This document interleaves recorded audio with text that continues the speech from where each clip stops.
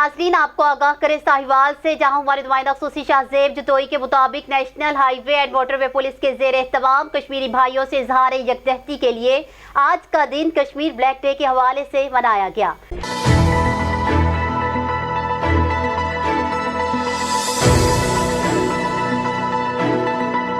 इस मौका पर एक वॉक का एहतमाम किया गया। ये walk motorway police office Chichawatni से शुरू हुई और नेशनल हाईवे पर इख्तिताम पजीर हुई, जिसमें तमाम मकतबा फिक्र के लोगों ने शिरकत की।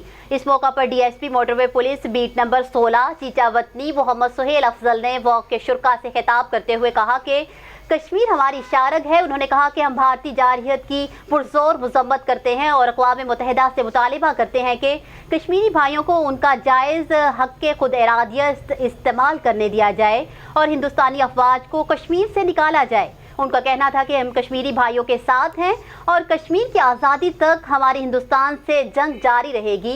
इस वॉक के अलावा मूवी पॉइंट और टूल प्लाजा हड़प्पा पर कश्मीर ब्लैक डे के हवाले से पैना फ्लैक्स भी अवैसा किए गए। न्यूज़ स्टूडियो से फिल वक्त इतना ही। मज़ीद खबरों और अपडेट्स के लिए देखते रहिए BBC 11 हेडलाइंस न्यूज़।